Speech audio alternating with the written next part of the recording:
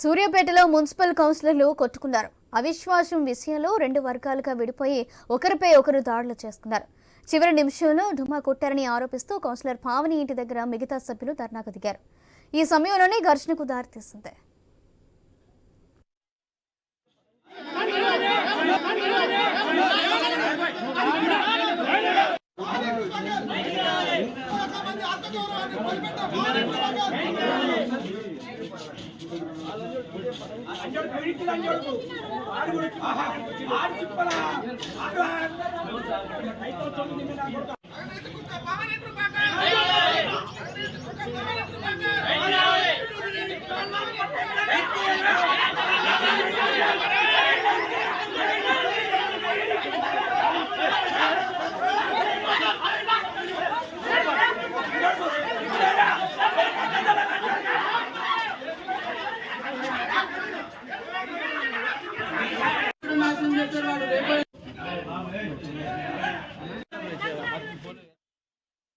Municipal కౌన్సిలర్లు కొట్టుకున్నారు. అవిశ్వాసం విషయంగా రెండు వర్గాలుగా విడిపోయి ఒకరిపై ఒకరు దాడులు చేసుకున్నారు.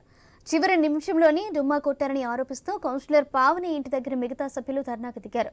ఈ సమయంలోనే ఘర్షణకు దారితీసింది.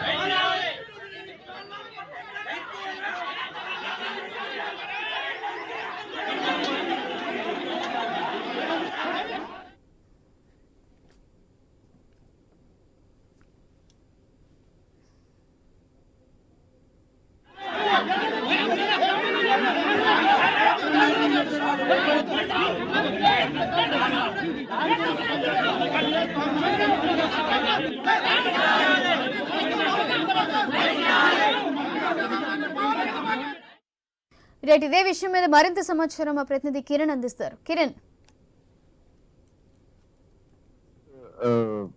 ప్రస్తుతం అయితే సూర్యాపేటలో ఉద్రిక్తత చోటు చేసుకుంది.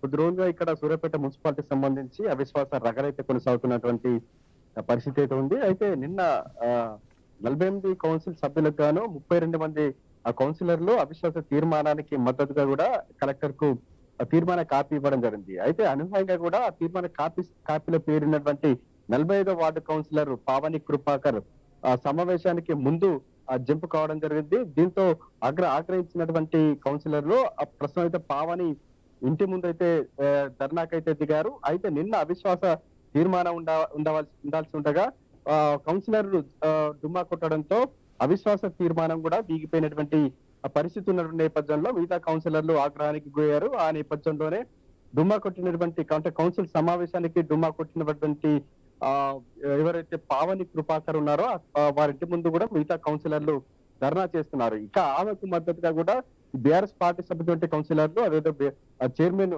పెరుమాల్ అన్నపూర్ణ కూడా ఆమెకు మద్దతుగా కూడా రావడం జరిగింది. ఈ నేపథ్యంలోనే అక్కడ ధర్నా చేస్తున్నటువంటి ఆందోళనకారులు అదేవిధంగా మద్దతుగా వచ్చినటువంటి కౌన్సిలర్లు కూడా వారిద్దరి మధ్య కూడా వాగ్వాదం చోటు చేసుకుంది. పరిస్థితి ఉధృతంగా మారడంతో అక్కడ పోలీసులు కూడా రంగప్రవేశం చేసుకున్నారు. పోలీసుల ముందే కూడా ఇరు వర్గాలు సంబంధించిన కౌన్సిలర్లు కూడా దాడులు చేసుకున్నటువంటి పరిస్థితి అయితే ఉందని చెప్పొచ్చు. అయితే ఎవరైతే డుమ్మా కొట్టినటువంటి కౌన్సిలర్ పావని కృపాకర్ ఉన్నారో వారు డబ్బులు తీసుకొని మోసం చేశారంటూ కూడా వారు ఆరోపిస్తూ కూడా మిగతా కౌన్సిలర్లు ధర్నా చేసినటువంటి సిచ్యువేషన్ కనబడతా ఉంది.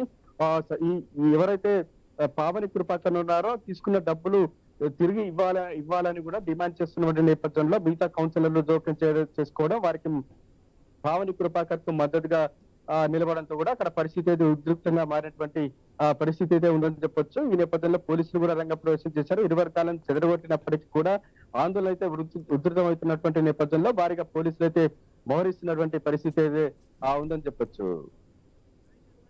Right, thank you Kiran.